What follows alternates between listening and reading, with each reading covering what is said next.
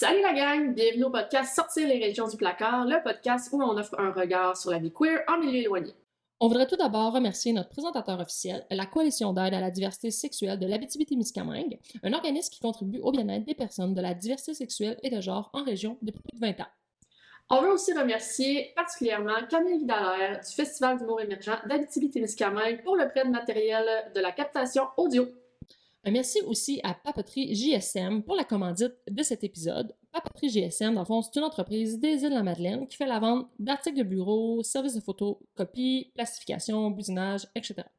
Dans l'épisode d'aujourd'hui, on reçoit Evan Lapierre-Chevary et Élise Cornelier-Bernier en direct des Îles-de-la-Madeleine et on parle entre autres de transidentité, de stéréotypes de genre, d'amour de soi et bien plus. Bon épisode! Bon épisode!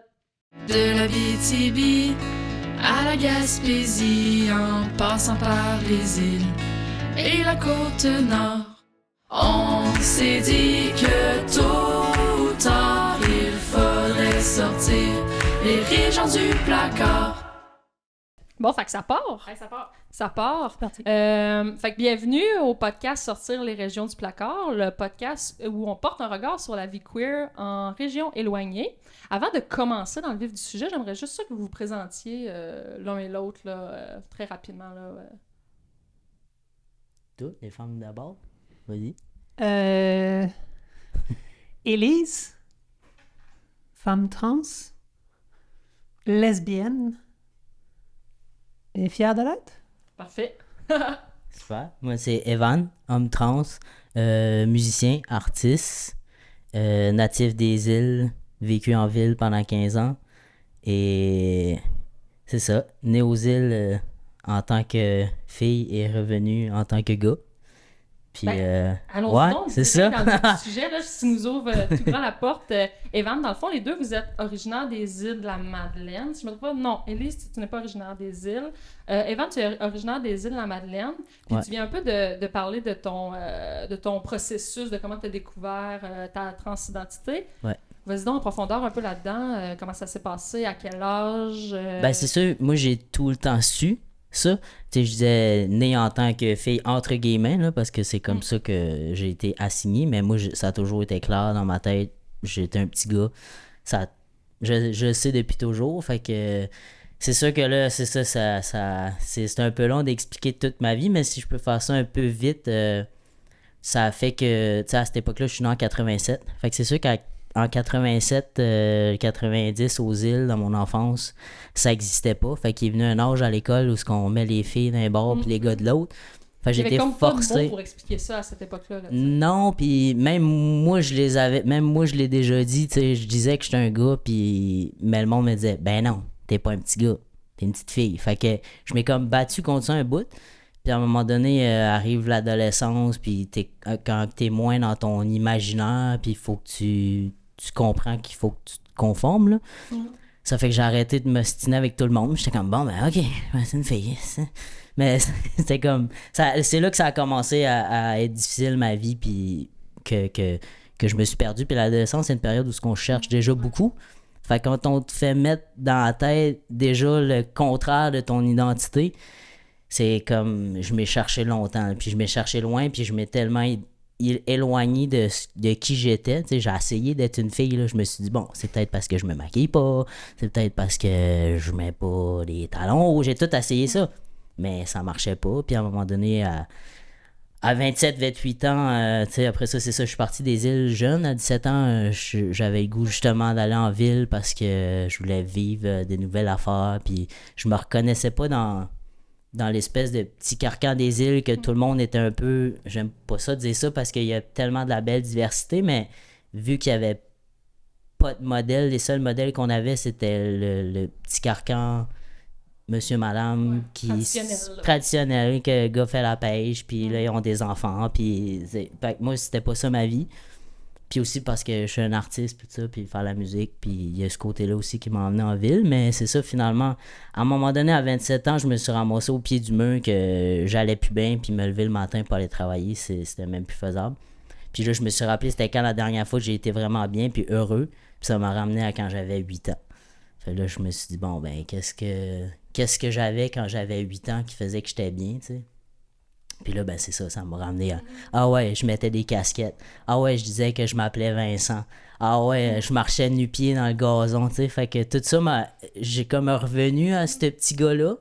J'ai essayé de le retrouver, puis ça s'est fait progressivement, mais... Il y avait une genre de naïveté à 8 ans que tu portais des casquettes, tu disais que tu t'appelais Vincent, puis tu te posais pas de questions parce qu'un enfant, c'est naïf, puis c'est juste soi-même. Puis c'est en vieillissant qu'après ça, ben, tu l'as réalisé, mais comme à 8 ans, on est naïf, puis on fait juste vivre notre vie. Ouais, puis les autres enfants aussi sont comme parfait, c'est Vincent. Puis on est tous un peu pareils à 8 ans, tu sais, le passing il était quand même bon. Mettait une casquette, puis on avait toute une petite voix aiguë, fait que c'était correct, tu sais. Les stéréotypes de genre sont moins présents, même si on nous les inculque dès un très jeune âge. À plus jeune, on se permet plus de. Ouais, exact. De sortir de là. Puis toi, Élise, comment ça s'est passé de ton côté? Tu m'as dit quelque chose une fois, Élise. Tu m'as dit, moi j'ai 49 ans. Explique-moi donc qu'est-ce que tu voulais dire par là. Ça m'a touchée quand tu m'as dit ça. Ouais, c'est encore vrai, en fait. Parce que c'est vraiment 2 vies. J'ai eu la vie d'avant qui était... Puis c'est drôle parce que j'écoutais Evan raconter son histoire, puis je suis comme, tous les mots qu'il place, c'est exactement ce que j'ai vécu aussi. L'espèce de senti où tu te sentais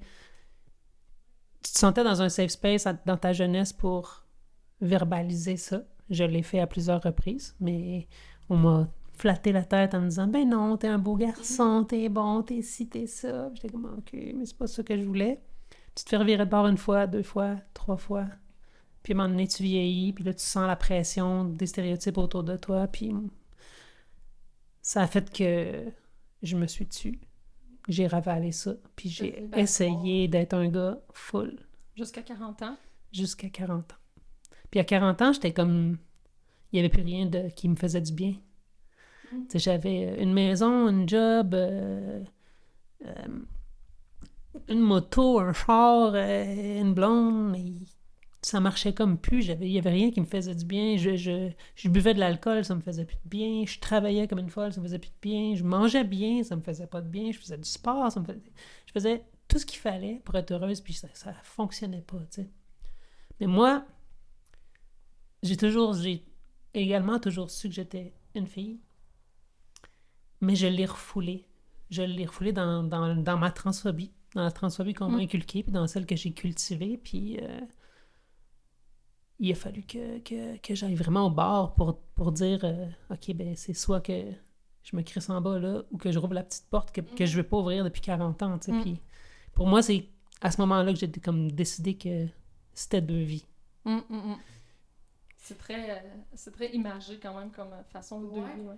Moi, je suis curieuse. Est-ce que, tu disais, justement, quand on est jeune, il y a, on a un safe space pour dire quelque chose, mais après ça, on nous fâche les cheveux quand on dit non, c'est pas vrai. Mais tu sais, on est jeune, fait qu'on réalise pas. Est-ce que toute ta vie, jusqu'à 40 ans, c'était tellement internalisé que tu étais un homme, que, tu sais, dans le sens, est-ce que tu as toujours vécu toute ta vie en disant je suis un homme? En pensant même pas à mais moi je suis une femme. Est-ce que c'était tellement ancré en toi que c'était même pas une option ou ça a toujours été une option? Non, ça a toujours été une option, ça a toujours été là, mais c'est ma transphobie qui disait que c'était honteux, que c'était pas correct, que c'était mal d'adresser ça. Les seuls modèles que, tu sais, moi je suis en 75, les seuls modèles de femmes trans qu'on voyait, c'était probablement plus des travestis à la télé ou des personnes de qui on pouvait rire. Très caricatural. Très caricatural. C'était toujours enfoui dans la honte. Fait qu'il n'y avait rien de positif là-dedans, tu sais. Puis ça a été pour moi très difficile de dire comme que ça soit négatif ou pas, il faut que je le fasse. J'ai pas d'autre choix. Mais ça a été... Puis je l'ai encore... Tu sais, ça fait 9 ans aujourd'hui, puis bientôt 10. Puis je suis encore en train de défaire ça, cette transphobie-là que j'ai en dedans de moi, puis que je réalise que, ben non, il n'y a pas d'enjeu, tu sais. C'est pas mal d'être qui je suis. Puis quand tu parles de transphobie internalisée, là, donc tu fais de la transphobie envers toi-même, disons, là, est-ce que c'est parce que tu avais en tête une image d'une femme, ça devait être ça, puis tu sais, comment ça s'opère, comment ça s'opérait au quotidien dans le fond, puis comment tu as réussi à casser ça, j'ai envie de dire, un peu, là? Ouais, mais c'est plus... L'image de ça devrait être quoi une femme, je pense que je le vis je l'ai vécu après ma transition. OK. Où là, tu as un rêve, tu as un idéal. Tu dis, moi, je vais devenir cette femme-là incroyable, avec une voix incroyable, avec une gestuelle, avec un corps, tu sais. Puis là, tu te rends compte que, OK, ben non, c'est pas si facile. Puis on part toutes d'une base différente. Puis que techniquement, j'y arriverai pas nécessairement où je veux aller. Puis là, ben, j'embarque dans tout ce qui est les stéréotypes féminins, Ouais. puis ce qu'on veut être versus nos attentes versus la réalité. Mais sinon, c'était beaucoup plus en amont de ça, genre, c'est impossible, je pourrais pas, je suis pas valide, je le vaux pas. Puis, il y avait très peu d'exemples. Moi, j'étais il y a 10 ans, il y avait peu d'exemples de personnes trans sur les réseaux sociaux qu'on voyait. Donc, puis les quelques-unes qu'on voyait, c'était souvent des jeunes qui, sous l'influence des hormones, souvent vont avoir un très beau passing, une très belle transition, tu sais, puis où ils commencent en adolescence. Avant que le corps change. Ouais. Avant que la voix change souvent aussi. Donc, ça fait que leur passing est vraiment doux, puis que ça va bien. Fait que ça m'a quand même causé des enjeux de travailler, de arriver à passer, arriver à avoir une zone où je me sens assez confortable pour vivre sainement mon identité en tant qu'Élise, tu sais. Je sais pas si toi, ça te faisait ça, mais le fait qu'on n'avait pas de modèle, tu sais, ça existait comme pas. Mais moi, je savais que c'était ça, mais on n'en parlait pas. Moi, quand jeune, je me suis longtemps senti, puis jusqu'à là, pas longtemps, comme un extraterrestre. C'était, tu sais, il y avait rien d'un film que je regardais qui fitait avec ce que... Puis c'est bizarre, c'est ça. Je savais que moi, j'étais pas pareil, puis je savais que c'était ça, même si j'avais jamais vu, j'avais jamais entendu parler. Fait que c'est... Mais c'est de tous les temps. Je veux dire, les personnes trans, ils existent depuis toujours. Puis, tu sais, même s'il n'y avait pas de modèle, il n'y avait même pas de télé, fait qu'il n'y avait quand même pas de modèle. Mais tu as raison dans le sens où je pense que la visibilité des hommes trans, des personnes qui passent du genre féminin vers le genre masculin, est vraiment moindre. Donc, ça devient encore moins possible, je pense, d'avoir un modèle. Puis chez les femmes trans, ben, il est souvent très négatif, le modèle. C'est exactement ce que j'allais dire. Si on en voit à la TV, si on en voit sur les réseaux sociaux, souvent, c'est pas nécessairement associé à quelque chose de positif. C'est rarement positif, Fait que c'est sûr que... même aujourd'hui. Oui, on voit des personnes, mais est-ce que c'est vraiment un modèle? Est-ce que c'est représentatif de la réalité? Non, exactement. C'est ça. Puis qu'est-ce qui... toi, Evan, y a-tu quelque chose qui... En fait, les deux, qu'est-ce qui vous ont permis finalement de comprendre votre transidentité? Si vous dites que vous n'avez pas eu de modèle, qu'est-ce qui vous a permis de mettre les bons mots là-dessus? Ou, Ben, c'est sûr qu'avec le temps, avec le lexique LGBTQ2SI+, je sais pas s'il y a un nouveau upgrade, ok. Mais c'est sûr que c'est ça, il y a eu des débats, justement, il y a trop de lettres, puis on comprend plus rien. Mais en même temps, je trouve ça tellement important de mettre des mots, parce que les mots, c'est ce qui nous permet d'exister. Puis c'est vraiment ça. Moi, on a fini par parler du T, les LGBT, les personnes trans, puis j'ai vu, tu sais, à un moment donné, je suis tombé sur un vortex dans Internet, j'ai vu que ça existait, puis j'ai vu du monde qui l'avait fait. Fait que, tu sais, ça s'est fait en même temps que mon processus de recommencer à être bien, puis tout ce qui me faisait sentir bien, c'était de revenir le petit gars que j'étais, puis en même temps de voir qu'il y en avait qui l'avaient fait, puis c'était possible, puis à cette heure, c'est surtout, moi je l'ai fait à Montréal, ça fait que c'est un petit peu, je pense, plus facile, quoique il a quand même fallu que j'aille voir un endocrinologue à Québec, puis faire 2 heures de route, parce que à Montréal, quand t'as pas de médecin de famille, c'est bien compliqué, puis tout ça, mais c'est ça, je pense vraiment déjà de mettre les mots, je pense qu'aujourd'hui, on est déjà plus avancé là-dessus. Fait que, ouais. Puis tu m'as déjà dit, Evan, j'ai longtemps pas... Je me suis longtemps pas présenté comme un homme trans, parce que... explique-moi donc un peu pourquoi, Ouais, puis pourquoi ça a changé aujourd'hui, mettons? J'ai hésité en même temps, même avant de venir ici, parce que quand j'ai revenu aux îles, j'avais besoin d'un break. Parce que quand tu fais ta transition au début, le monde, ils ont 12 millions de questions. Puis c'est correct, là, c'est de la bienveillance. Puis... Mais tu sais, j'avais comme, tu sais, à un moment donné, le verre d'eau, il est plein. Tu sais, quand tu commences ta transition, le monde, pour eux, c'est nouveau. Mais moi, ça fait... C'est l'aboutissement. 30 ans que c'est de même. Fait que ça fait 30 ans que mon verre d'eau, il est plein. Puis là, je vous dis, hey, je suis comme ça, mais là, faut, tu sais, à un moment donné, la patience, elle s'effrite. Là, le monde se dit, hey, voyons, ça fait comme... C'est nouveau. Fait que j'avais besoin d'un break, j'avais le goût de revenir aux îles, puis juste, j'avais besoin de vivre ma vie de gars, entre guillemets. Je veux pas dire normal, parce que c'est pas question de normal, mais ma vie de Evan, qui est aussi musicien, puis qui tripe sur la nature, puis plein d'autres affaires, tu sais, Parce que c'est pas que ça, votre identité. Votre Non, c'est ça. identité. Oui, ça Exact. C'est ça. Non, c'est ça. J'avais besoin de prendre un petit break de ça. Puis après ça, ben ça m'a quand même fait du bien, tu sais. Puis là, je suis plus en paix avec ça. En même temps, ça me permet d'aller me creuser aussi. Je sais à quel point j'ai besoin d'un break de ça, justement, un peu comme toi. Sais-tu, j'ai de la transphobie Internalisé. Oui, c'est ça. Comme je pensais ça, ben du monde qu'on s'est tellement fait dire que c'était pas correct. Ouais, mais des comment fois, ça c'est va comme. dans la tête. Ça a été tellement présent dans nos vies pendant longtemps. Moi, ça a été présent dans ma vie, puis ça.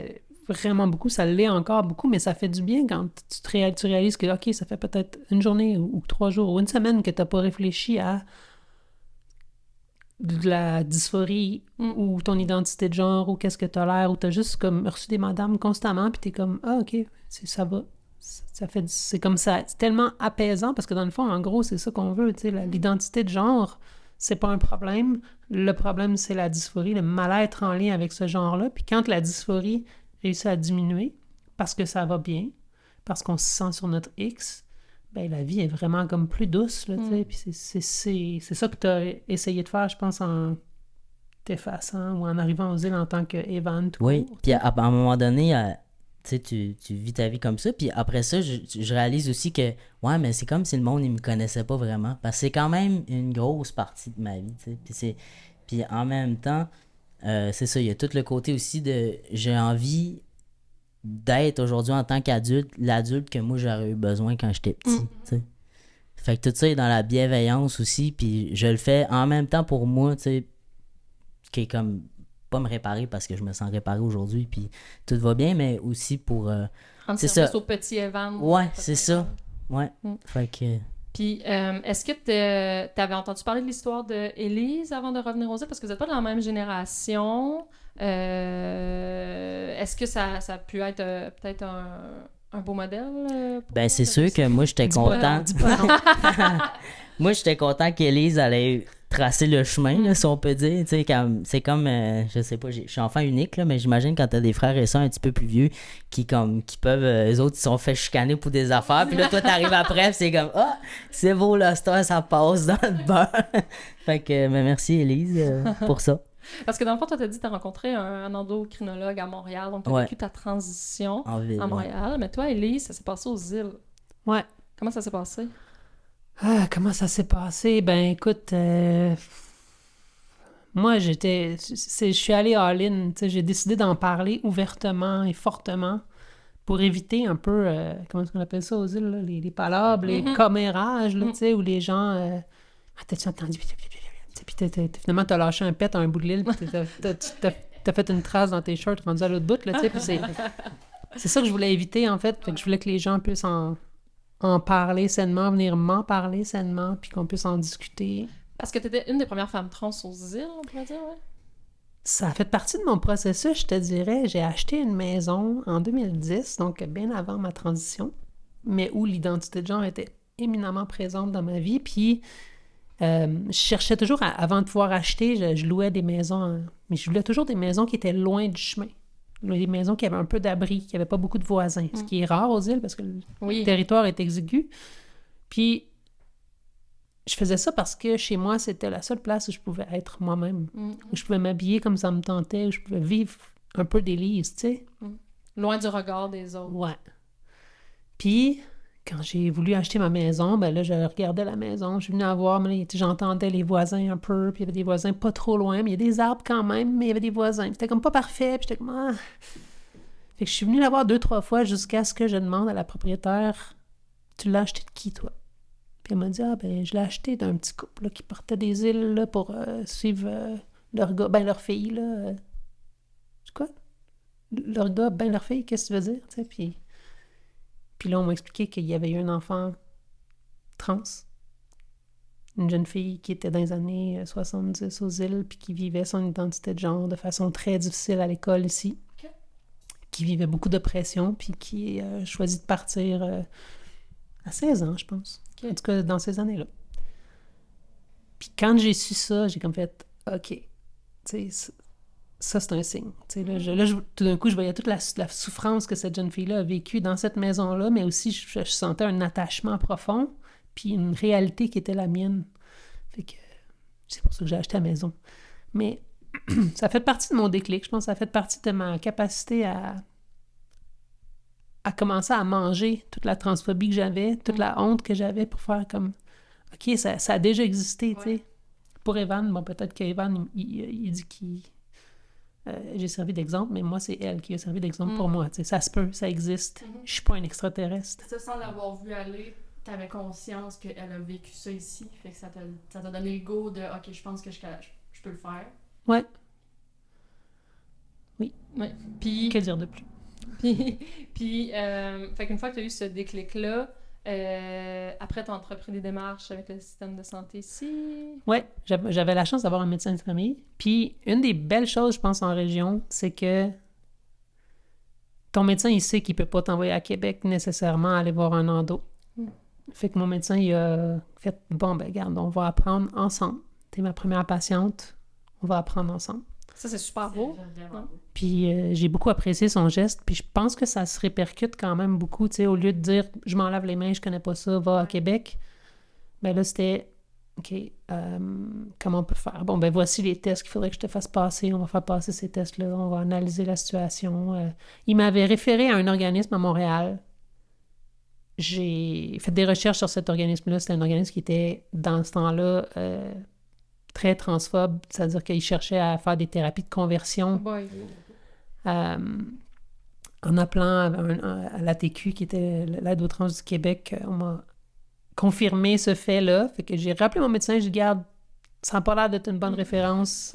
Mais lui, il savait pas, tu sais. C'est ça, il savait pas. Aussi des Fait repères, qu'il était dans l'apprentissage aussi. Fait qu'il a comme fait, ben, t'as-tu quelque chose d'autre à me proposer? Je dis oui, telle affaire, telle personne. Fait qu'on a fait des démarches avec psychologue, suivi, etc. Puis ça a coulé un peu de source comme ça, puis ça s'est vraiment bien passé, en fait. Je suis vraiment contente d'avoir eu autant de bienveillance dans le système de santé aux îles. Je pensais pas d'avoir autant ça. Puis je suis pas certaine qu'en ville, c'est aussi facile. Que c'est aussi bienveillant et, je dirais pas personnalisé, mais un peu dans le sens que, tu sais, tout le monde se connaît un petit peu ici, ou c'est plus personnel d'avoir un médecin de famille ici qu'en ville, que souvent t'es juste un numéro. C'est vrai qu'il y a ce côté-là en région, quand tu lèves la main puis tu dis « Hey, j'ai besoin d'aide », là, le monde, tu sais, on a une communauté qui est tissée serrée là, depuis toujours. Fait que tu sens que t'es pas un numéro, puis t'es traité en tant qu'individu, puis c'est ça, c'est plus personnel, comme tu dis. Parce que toi, est-ce que ça s'est bien passé aussi? Moi, ça s'est quand même bien passé, mais ça a été long. Il a fallu que je défraie, justement, je suis tombé comme un numéro, puis là, t'appelles, puis là, ils vont te rappeler. Mais ils te rappellent jamais, parce que la liste est longue. C'est à Québec? Ou Montréal. Ouais. Mais c'est ça, j'ai été obligé, j'ai dit tant qu'à bretter 6 mois de temps, parce que moi, quand j'ai décidé de faire la transition, j'étais plus capable. Il fallait que là, j'ai fait le step, faut que ça bouge, là, parce que je peux pas étirer ça encore 2 ans de temps avant d'avoir un rendez-vous, là. Fait que je me suis dit, tant qu'à être tombé entre 2 chaises à Montréal, j'ai eu un contact à Québec. Fait que j'ai dit, je vais faire 2 heures de route, puis je vais aller à Québec. C'est rendu là, c'est rien. Hein. C'est ça, je fais 15 heures de route pour venir aux îles. Ouais, fait que... tu parles ouais. Puis, mais il y a comme un sentiment d'urgence, en fait. Là. Tu le nommes bien parce que quand tu te fragilises assez pour affronter ta transphobie, puis affronter tes peurs, pour te visibiliser comme personne trans, il y a une grande joie, mais il y a une grande vulnérabilité qui vient avec ça, puis tu sais, faut que ça bouge. Tu peux pas rester dans cette vulnérabilité, puis il faut que tu aies de l'écoute, il faut que le système soit là pour te dire « OK, c'est bon, on va t'aider », tu sais. Puis moi, je pense que c'est ça que j'ai reçu, parce que moi, ça a vraiment été vite, là. Je pense que j'ai fait mon coming out à mon médecin le 4 janvier, puis le 28 février, je recevais mes hormones. C'est drôle parce qu'il y a il y a eu ce débat-là un petit peu que je trouve un petit peu régressif, là, mais tu sais, d'être comme là, ça va trop vite pour le monde qui veut transitionner, pis ça. Mais on a besoin que ça aille vite, là, parce que moi, ça fait 25 ans que je me pose des questions. La journée que je suis assez fort pour avoir le courage de dire, regardez, je suis le même, je me mets à risque de bien des affaires dans la vie. Je veux que ça m'ouvre, là. Penser que c'est une mode. Non, non, Pour c'est le ça. monde, pour le monsieur, madame, tout le monde, ça fait 2 minutes qu'ils savent, mais pour vous, Ben, c'est ça. fait des années. Pense que moi, Exact. c'est je me levais un matin, le lendemain de brosse, puis je vais faire ça, tu sais. Non, c'est ça. Non, non.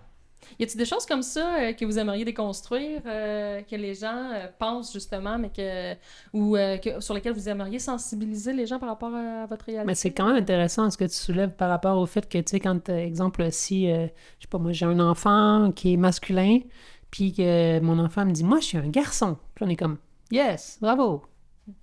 Mais on le questionne pas, tu sais, on lui dit pas, hey, t'es-tu sûr?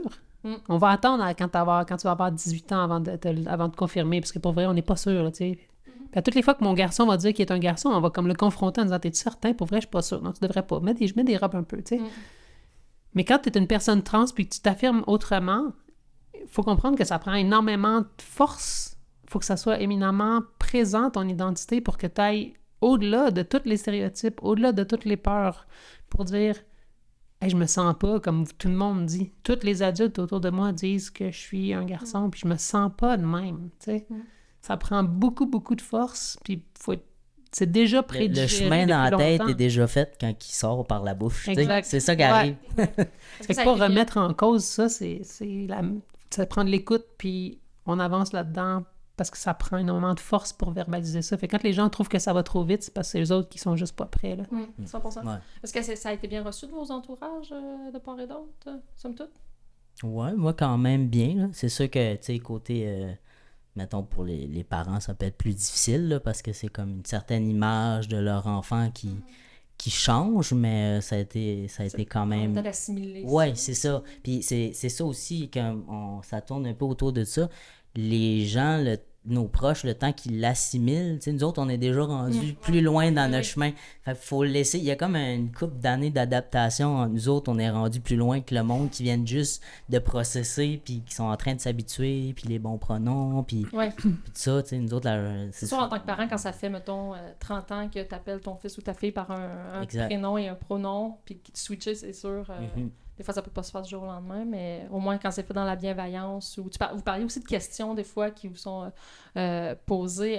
Est-ce que vous vous donnez un peu un rôle de sensibilisation auprès des autres, ou au contraire, vous êtes comme, ça m'appartient plus, ça, ou je veux pas cette charge mentale? Moi, une question qui me revient souvent, là, puis j'ai de la misère encore à... Je me dis tout le temps, il faudrait que je me fasse une phrase préfaite. Mais quand ça m'arrive, je viens que je fiche, puis souvent, c'est... je peux-tu te poser une question? T'sais? Mais là, tu sais pas c'est quoi la question. Fait que tu peux pas... Là, t'es comme... Là, ouais, puis des fois, ça n'a pas rapport avec ça, mais à cette heure, quand quelqu'un me dit « Je peux-tu te poser une question? » Je suis comme « Ouais... Déjà... C'est quoi? » Tu sais... Puis des fois, c'est pas nécessairement ça, mais c'est une question qui, après ça, va amener d'autres questions qui vont amener à, finalement, l'opération. Mais là, l'opération, ben là, laquelle? Parce que il y en a une couple. Puis ça finit tout le temps que c'est délicat parce que j'ai pas envie de dire aux gens qu'est-ce que j'ai dans les culottes, mais on dirait que ça va souvent vers ça. Tu sais, il faut faire attention à comment... Puis il y a autant de réalités qu'il y a de personnes trans, dans le sens où il y en a qui vont faire les opérations, il y en a qui les feront pas, puis ça fait pas vous de moins un homme ou une femme. Puis il y a plein de types d'opérations, puis tu sais, ça se peut que en 2 rangées à Coop l'éveil, j'ai pas le goût d'expliquer c'est quoi la phalloplastie puis la médaille. Puis tu sais, tout le range, tu sais, ça se peut que tu peux peut-être googler aussi, tu sais. Ouais. Les jours, à un moment donné, ça peut donner un fardeau. Ouais, c'est ça. Puis on sait pas, je suis rendu où dans ma vie par rapport. Puis tu sais, ça se pose juste pas cette question-là, je pense. Puis faire attention aussi aux gens de pas outer. Même si on est justement on est en région, on sait que tout le monde le sait, mais des fois, il y a des gens dans la place qui le savent pas. Puis peut-être que j'ai pas envie, tu sais, à ce moment-là, de parler de ça parce que j'ai pas envie que le discours se tourne vers Parce moi que t'es puis que pas je sois juste ça. vulnérable. Exact. C'est ça. Ou des fois aussi, des on se sent pas en sécurité avec certaines personnes dans un certain contexte, qu'on n'a pas Ouais. nécessairement envie que ça soit out there non plus. Ouais, Non, mais ça. c'est parce que c'est aussi de déconstruire c'est pas important, là, qu'est-ce qu'il y a, Ben dans, qu'est-ce qu'il y a dans tes shirts. Moi, je le sais pas, là, puis je m'en fous, dans le fond. Je pense que c'est le genre de tellement pas discussion important. que je peux avoir avec quelqu'un si moi je l'apporte. Tu sais, nous laisser le temps, nous laisser l'espace de se sentir safe pour que nous autres, on les apporte, nous autres même, les réponses à nos questions si on se sent à l'aise d'en parler. Tu sais. Mais ouais, je pense, moi, c'est surtout ça qui qui me fatigue un petit peu, là, où je me présente Evan, puis « Ah, c'est toi qui as fait une transition! Ah, ben là, il y a... Ouais, je l'ai faite et je l'ai vendue. Ouais. Elle est déjà vendue. J'ai vendu Ma ça transmission de char. Ouais, Ouais, c'est ça. J'ai fait une transmission. Ouais.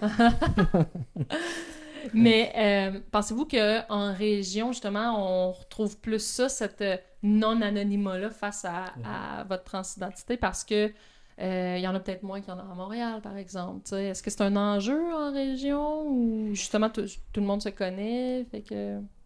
Je sais pas. Je pense que, tu sais, en ville, il y a probablement beaucoup d'anonymat, puis en région, il y a peut-être un peu de non-dit. Mm. Ouais. Fait que les gens le savent, mais là, ils savent pas comment aborder ça, fait qu'ils vont préférer se taire. Puis à quelque part, ça, tu sais, ça a quelque chose de positif aussi. Dans le Je pense sens qu'il y a comme les deux côtés de la médaille, c'est ça. Il y a le côté en même temps que, justement, tu sais, en ville, tu peux passer à anonymat puis tout ça, mais en même temps, tu peux aussi être comme un numéro parmi tant d'autres, puis tu sais, ça a quelque chose Et être de... victime de ton identité si ton passing, parce que si tu cherches à avoir un passing puis que tu l'as pas, ben, ça se peut que tu sois victime de ton identité de genre plus souvent qu'autrement parce que t'es un numéro, tu Puis sais. je pense que t'es peut-être emmené à justement refaire ton coming out tout le temps. Parce que là, mettons, je rencontre quelqu'un nouveau. Mettons, je suis sur une date en ville, puis là, j'ai un super bon passing. Là, c'est tout le temps, quand est-ce que je le dis? Tu sais, non. Tandis que ici, ben, vu que c'est plus su, ça veut pas dire que je prends pas pour acquis que tout le monde le sait, mais il y a peut-être ce côté-là que j'ai fait mon coming out une fois. Ça a parti comme une palade. J'ai plus besoin d'en parler rien qu'à une personne. Le mot s'est rendu partout sur l'île. Fait que j'ai pas besoin de tout le temps faire mon coming out. Tu sais, les gens se sont occupés de le faire à ma place. Une Ça- charge mentale de moi. c'est autant que ça a les deux côtés de la médaille que tu peux dire, hey, c'est poche, mais en même temps, des fois, ça peut libérer d'être tout le temps dans le coming out qu'on espère vivre dans une société qu'on n'a plus besoin de le faire tant que ça. Ouais. Fait que, ouais. Mais moi, pour répondre à ta question, tu sais, je l'ai fait beaucoup, là, de la sensibilisation au départ, tu sais, socialement ouverte à tout le monde, puis venez m'en parler. Puis après ça, j'ai eu l'espèce d'étape un peu de Evan où ce que je voulais que ça soit comme doux, puis Élise se construisait tranquillement dans qui elle était, puis ben, tu sais, la transition, c'est pour moi, là, qui a fait ma transition à 40 ans, ça a été long, là, j'ai voulu avoir prendre des hormones, ça a quand même été long avant que je trouve que mon corps s'adapte assez pour que je me trouve belle, puis bien là-dedans. Fait que ce bout-là, il a été quand même un peu pénible, puis j'ai justement essayé de prendre un peu de recul. Puis quand je me suis sentie assez forte, ben moi, curieusement, je vais faire de la sensibilisation dans une région qui s'appelle Montréal. Mhm. Ouais. Cette région méconnue. du Cette Québec. région inconnue du Québec. Puis je suis intervenante et formatrice au Gris Montréal, puis j'apprécie beaucoup, en fait, aller dans les écoles pour démystifier ces enjeux-là, puis parler de cette réalité-là, justement hors de mon tous les jours, où je peux être une personne qui ne connaisse pas, mais qui vit une réalité qui est différente, puis qui est capable d'en parler de façon saine. Qu'est-ce qui t'a motivé à être formatrice pour Gris Montréal? Ça a été quoi ton élan? Dans quel contexte, mettons, tu t'es comme introduit dans Gris Montréal pour commencer à passer? Curieusement, j'ai chialé. Parce que le Gris fait de la démystification, des orientations sexuelles depuis 30 ans au moins. Faisait des orientations depuis 30 ans. Donc, il parlait que de gays et lesbiennes et bisexuels. Puis, les identités de genre, c'était comme un phénomène trop marginal, ou puis ils ne savaient pas comment en parler. Puis c'était un gros bateau, une grosse organisation. Puis ça a été long. Puis les personnes trans qui se présentaient pour parler de leur vécu en identité se faisaient un peu revirer de bord parce qu'il n'y avait pas de structure pour les accueillir à travers le Gris. Puis tranquillement, le Gris réfléchissait à intégrer, comment on pourrait intégrer les personnes de la diversité d'identité là-dedans. Puis ils m'ont contacté pour que je vienne participer dans le fond au projet pilote de mise en route du volet identité. Puis j'ai fait partie de la première cohorte là, de personnes qui ont été formées là-dedans. Puis ben, je suis bien contente parce qu'aujourd'hui, le Gris fait plein de démystifications en identité de genre. T'as encore fait une trail, là, ce qu'il n'y en avait pas. Moi, je fais tout le temps des trails, ce qu'il n'y en a pas, exact. Mais c'est pas moi, là, c'est le Gris. Non, c'est pas moi. Moi Non, j'ai mais juste prends fait ça. ce qui te revient. Là. C'est parti de toi qui a soulevé quelque chose. Ben, c'est pas, j'étais pas la seule à chialer. Il y avait plein de personnes trans qui étaient complètement frustrées de ne pas pouvoir se visibiliser à travers cette réalité-là, exactement. Puis Puis est-ce que ça se passe bien? C'est dans les écoles, dans le fond, les formations? Ah, c'est pas des formations, dans le fond, c'est juste des partage interventions. Ouais, on répond aux questions des jeunes, en fait. Donc, on arrive là, on n'est pas des spécialistes, on est vraiment juste des personnes qui répondent avec, un peu comme on fait aujourd'hui, avec notre vécu, notre réalité, à leurs questions, peu importe la question. Il n'y a pas de mauvaise question. Il peut y avoir des questions en bas de la ceinture, il peut y avoir des questions sociales, il peut y avoir des questions légales sur tous les angles, mais on est là justement pour normaliser ça, pour expliquer que ben je me sens juste mieux, je suis juste une meilleure personne aujourd'hui, puis aider les jeunes qui pourraient avoir un questionnement comme ça. Je me souviens d'une fois, il n'y a pas si longtemps, je suis allée au primaire à Longueuil, puis à travers l'intervention, j'ai dit que j'étais lesbienne. Puis à la fin de l'intervention, il y a une jeune fille qui est venue me voir et qui m'a dit « Moi, je suis pas trans, mais vous avez dit que vous êtes lesbienne, puis je savais pas que les femmes trans pouvaient être lesbiennes. » J'ai fait « Oui, on peut. » Elle dit « Ben moi, ça va me faire du bien, vous avez l'air fière, puis je vais être plus fière de dire que je suis lesbienne. Puis tu sais, juste ça, il n'y a pas de lien avec l'identité de genre, mais elle a comme compris que ça peut être sain, ça peut être doux. Juste ça, c'est full payant. Puis, est-ce que cette sensibilisation-là que tu fais avec le Gris Montréal, tu essaies de la rapporter un peu aux îles? Est-ce que ça se fait aux îles? Ouais. Y a-t-il des organismes comme ça? Par quelqu'un, savez-vous? Pas trop au courant, non? Pas tant, non. Vraiment pas. Il y a peut-être... Je sais qu'il y a quand même des organismes qui sont très au fait des enjeux de la communauté puis qui sont très inclusifs face à ça. On est vraiment une belle communauté de personnes trans. Je ne sais plus combien on est, parce que j'ai perdu le fil, mais on est dans la dizaine, voire plus. OK. Pour une petite population comme les îles, Au prorata, c'est quand même... c'est quand même élevé. Puis à toutes les fois, comme cette semaine, j'ai rencontré une nouvelle personne trans que je connaissais pas.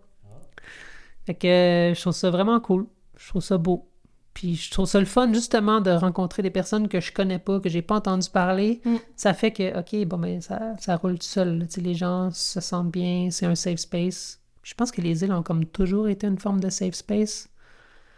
Si tu veux fuir une relation toxique en ville d'un gars qui a pas d'allure, ben, tu t'en viens aux îles, tu sais. Puis je me suis posé la question, même moi, est-ce que j'ai fui ma vie dans laquelle j'étais pas bien en ville pour venir m'installer sur l'archipel, puis... Parce que c'est On dirait qu'il y a peut-être un peu de ça, tu sais, ça m'a permis de plus être moi-même ici. Est-ce que vous avez vécu beaucoup de transphobie aux îles? Ou comme tu dis, les îles, c'est un peu un safe space, je sais pas, tu sais, le mode de vie qui est un petit peu plus slow living, le monde est moins stressé, peut-être plus ouvert, je sais pas, versus à la ville, où tout le monde a un peu son opinion, puis quelque chose à dire, puis tout. Je sais pas, moi je viens pas des îles, fait que je sais pas, mais est-ce que vous notez plus un genre de bienveillance des gens, même si peut-être qu'ils comprennent pas, parce que les gens sont moins exposés, mais une genre de « Ah, OK. » Est-ce que vous sentez que c'est, justement, peut-être facile de le vivre ici? Je pense qu'il y a tout aux îles. Ouais. Il y a une grande diversité d'expériences de vie. Il y a des gens qui sont jamais sortis des îles, puis il y a des gens qui ont vécu des affaires extraordinaires partout dans le monde, puis qui atterrissent ici, tu sais.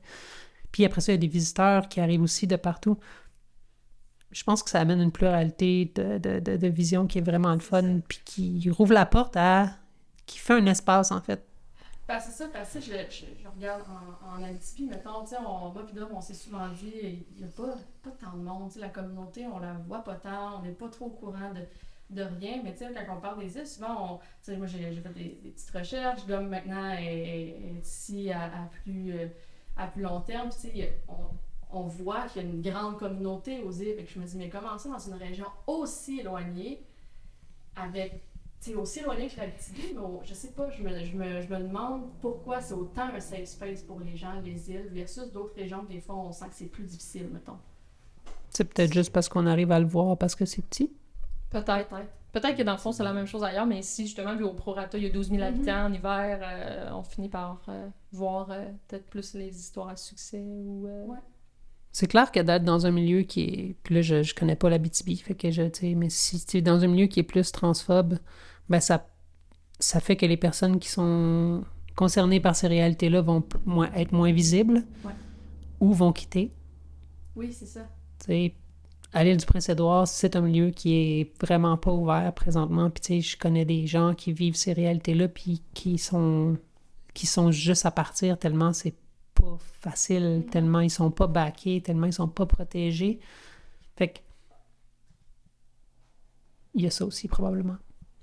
Parce que aussi, toi, Evan, t'as vécu, dans le fond, ta transidentité dans les grands centres avant de venir aux îles. T'as-tu vu une différence sur ce plan-là? Ben moi, j'ai jamais ressenti aux îles. J'ai tout le temps ressenti juste beaucoup de support.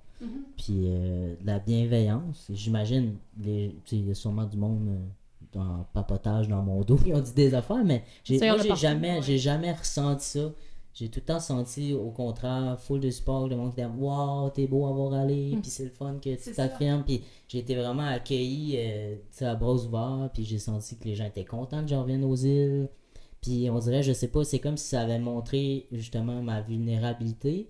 Des fois, quand on fait ça, c'est difficile, puis ça peut nous mettre à risque, mais des fois, ça peut apporter tellement de beau, puis après ça, les gens, finalement, sont juste venus me voir parce que j'étais vulnérable, puis m'ont juste donné du love, tu sais, au lieu de... Enfin, cette personne-là est vulnérable, je vais piler dessus. Au contraire, je me suis senti soutenu, puis vraiment protégé par beaucoup de monde, là. Même du monde que je connais moins, qui était comme « Wow », tu sais, puis... Fait que moi, La tape dans le dos. Ouais, c'est bravo. ça. Ouais. J'ai eu beaucoup de support, beaucoup plus de support qu'en ville. En ville, c'est ça, il y a tellement de monde, mais finalement, on est vraiment tout seul. C'est le feeling que j'avais, tu sais. Puis il y a le côté aussi, il y a la nature qui fait du bien. Il y a un apaisement, là, je pense que pour tout le monde, là, que tu ressens quand tu arrives aux îles, là, tu débarques de l'avion, tu fais... Ouf. Mais ça, c'est ça aussi, là. C'est ça, les îles, ça apaise beaucoup, bien des tensions, puis c'est ça. Je me suis tout le temps senti en sécurité ici, quand même. Je pense qu'on serait rendu à nos fameuses questions en rafale. Ça fait déjà 40 minutes. J'avais plein d'autres questions dans ma tête, mais c'est parce qu'on va parler pendant 2 heures. Mais on Ouais. peut, moi j'aime ça.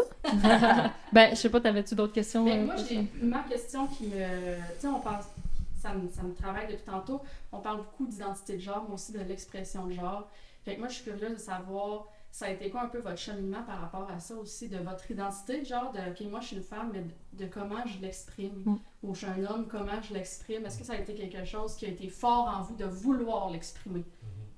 Ben, moi, c'est sûr que dans ma phase, justement, mon passing, il est bon, je suis chanceux, je veux plus parler de ça. Je suis tombé vraiment dans la masculinité à fond, trop, là, tu sais. Je me suis pogné une job dans le bois avec juste des gars. Je me suis entouré beaucoup de gars, tu sais. Ben, à un moment donné...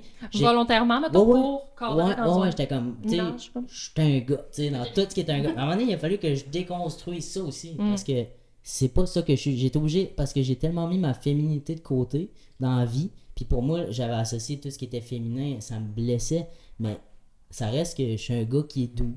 J'ai des qualités qui vont être vues plus féminines, qui sont des côtés de moi qu'il faut que je garde en tant que gars, puis que c'est... Puis qu'on espère que tous les gars pourraient avoir ces qualités-là aussi. Oui, c'est ça. Mais justement, parce qu'à un moment donné, j'ai dit, wow, tu sais, je veux pas non plus m'en aller dans ce qu'on va Tu dire. t'es embarqué beaucoup dans les stéréotypes masculins. Ouais, puis à un moment donné, je me reconnaissais pas non plus. J'ai dit, ok, mais c'est pas moi. Tu sais, je suis un gars, oui, je suis un gars.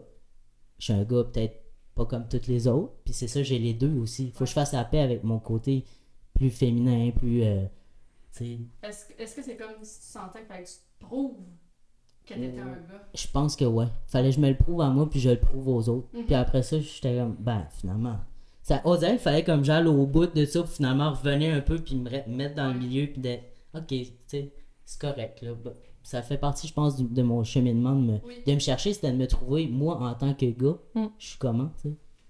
Ouais, je pense que ça fait partie de notre processus de recherche, puis je pense juste même dans un coming out d'homosexualité, tu sais, je veux dire, on a un peu aussi navigué là-dedans, moi pis Dom, de, ok, là, on a fait notre coming out, puis à un moment donné, c'était comme lesbienne. On a-tu l'air assez lesbienne? Là, il fallait tout le temps comme aller plus loin pour... On dirait qu'il y a eu une phase de recherche, de, ok, là, faut que j'aille l'air lesbienne, mais à un moment donné, genre, tu prends un pas de recul, tu fais comme, ok, je suis pas obligée de tout le temps rechercher l'élément, puis je peux juste être moi-même aussi, je suis pas obligée de forcer la chose, mettons. Ça a-tu été la même chose de ton côté aussi, Élise? T'en as parlé un peu tantôt, là. Ouais, mais moi aussi j'ai essayé la féminité, je vais le dire grossièrement, l'hyperféminité, là, tu sais, les bas de nylon, les talons, le maquillage, etc. Puis finalement, pour me rendre compte que oui, ça me faisait du bien parce que souvent, j'obtenais un passing. J'obtenais un madame, même quand physiquement, mon corps était moins féminin qu'aujourd'hui.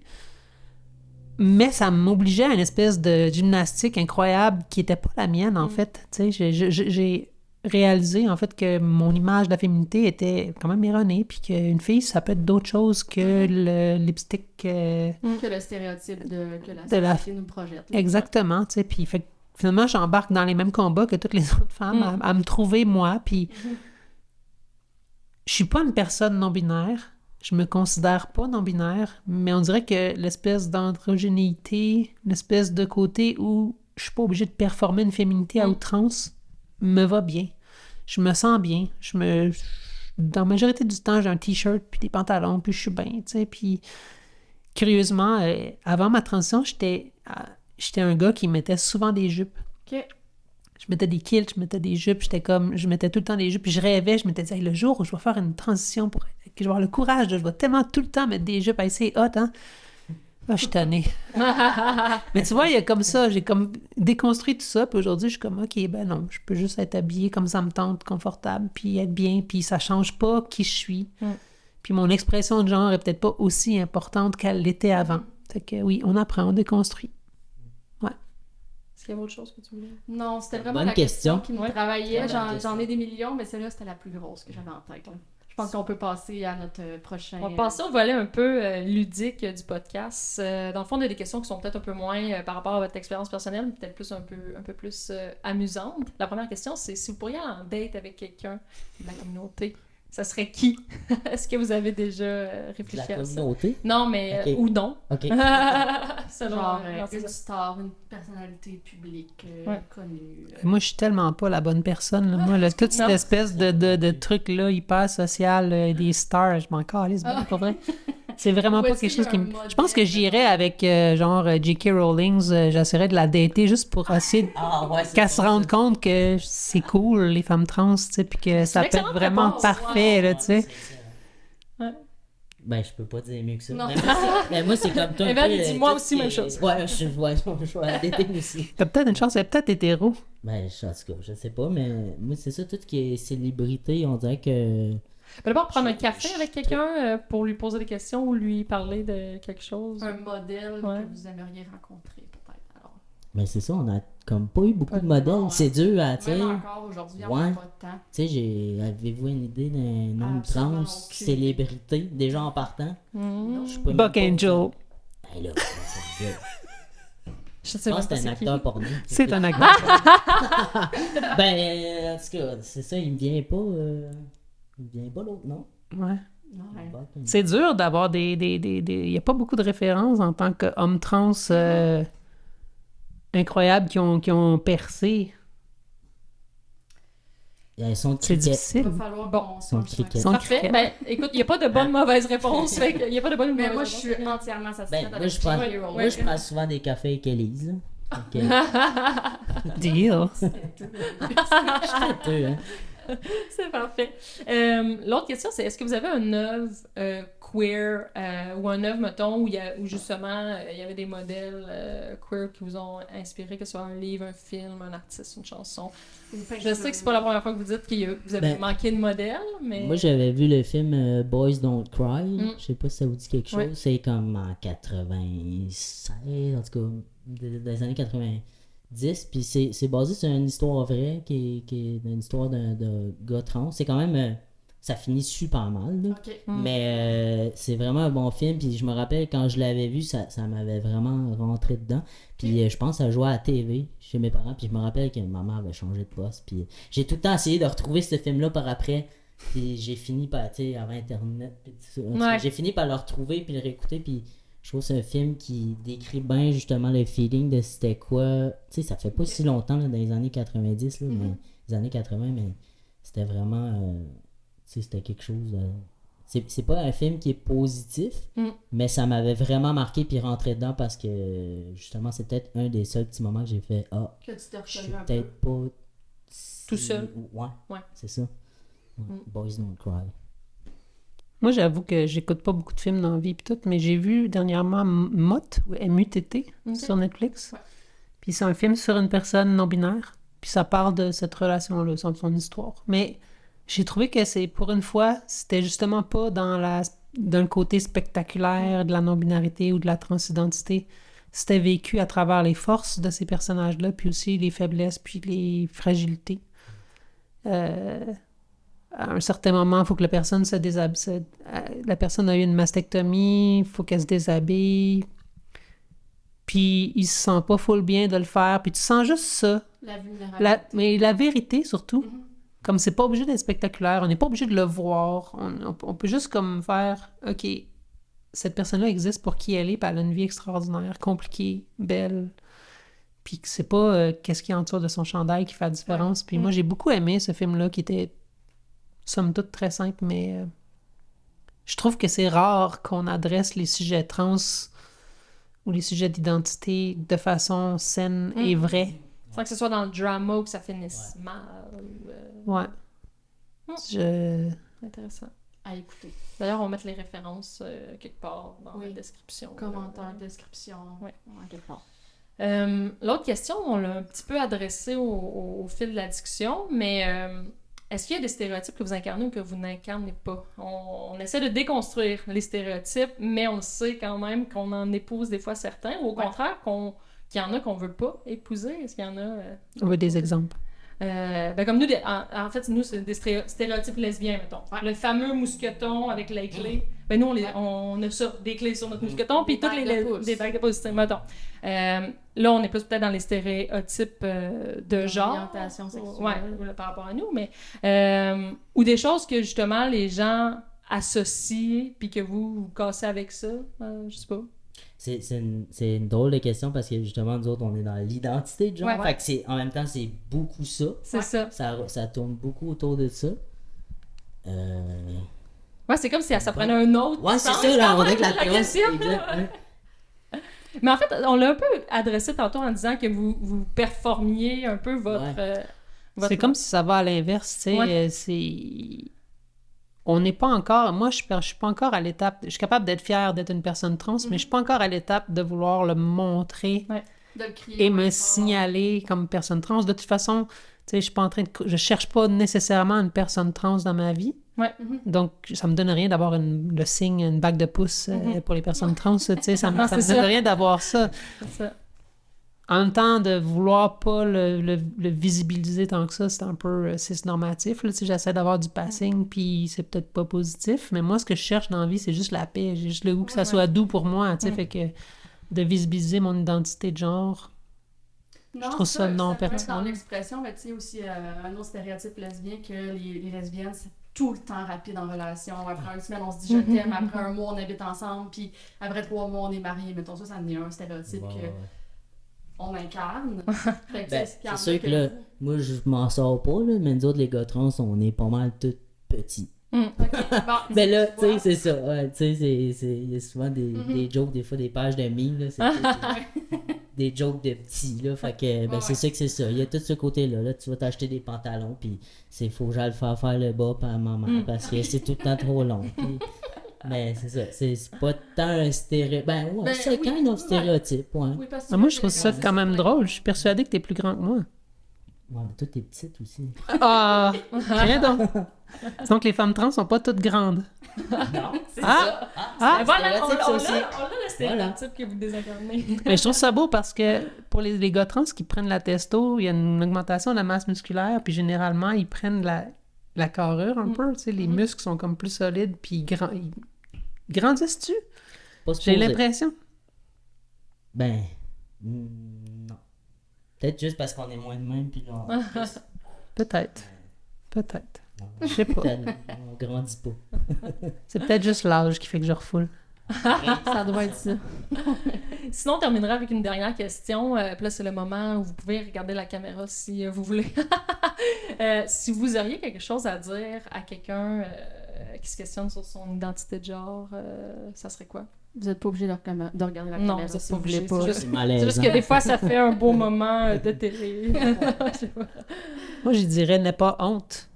C'est vraiment, tu sais, c'est la honte qui nous retient, puis c'est souvent la honte qui est la base de la transphobie aussi. D'être fier de qui on est, peu importe qui on est, qu'on soit cisgenre ou trans. Je pense que c'est ça la réponse. Il n'y a rien de négatif à être trans. En fait, la réponse, c'est il y a tout à être positif à être heureux ou heureuse. Puis le genre, c'est vraiment plus profond que les vêtements. Le genre, c'est notre identité profonde. C'est pas juste comment on s'habille, c'est pas juste comment on parle, c'est pas juste nos gestes ou avec qui on couche.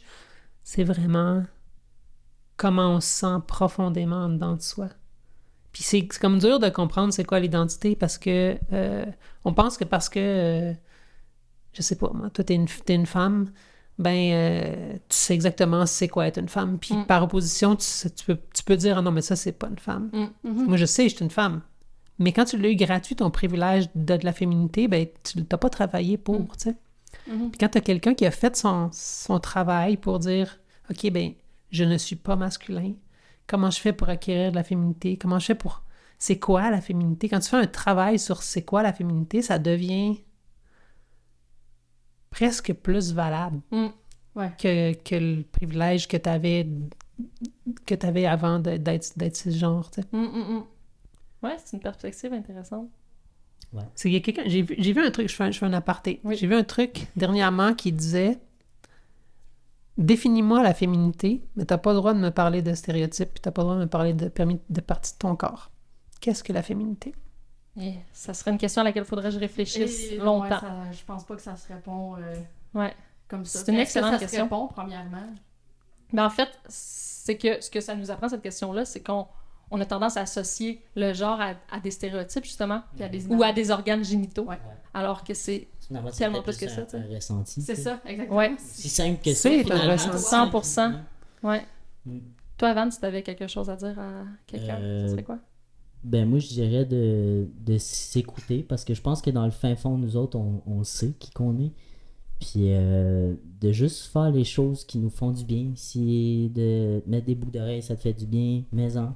Si ça te fait du bien, de porter une casquette, mets une casquette. Puis comme ça, tu fais ton chemin. Puis je pense que n'importe qui dans la vie, là, fait ce qui te fait du bien. Puis ce qui te fait filer happy. Puis that's it. C'est beau. Ouais. Merci. On revient à la honte quand même. Hein? On revient à la honte. Tu sais, si t'as honte de mettre une casquette, Ouais, mais faut pas. C'est C'est ça. ça. Faut arrêter d'avoir honte. Faut si juste... t'as honte de mettre du vernis, Faut- t'as honte. Just be you, tu sais. Ouais, juste Ouais. be you. Sois bien, puis ça va shiner, puis ça va juste t'emmener. On dirait qu'après ça apporte du beau quand tu Tu t'acceptes. tu t'acceptes, ouais. Accepte-toi, puis après ça, les autres, ils vont faire le petit bout de chemin. Mais l'important, c'est nous. Yes. Ouais, c'est Evan, magnifique. Élise, merci pour C'était- votre temps. Un exceptionnel épisode. Oui, je pense que ça va Ouais. être un de nos meilleurs. Oui, pour vrai. Ouais. Merci à vous. Merci. C'est vraiment apprécié. Ben, merci. Yes. Donc, Dom, on se revoit bientôt. On se revoit dans un prochain épisode. Yes. Au revoir bye. tout le monde. On s'est dit que tôt ou tard, il faudrait sortir les régions du placard.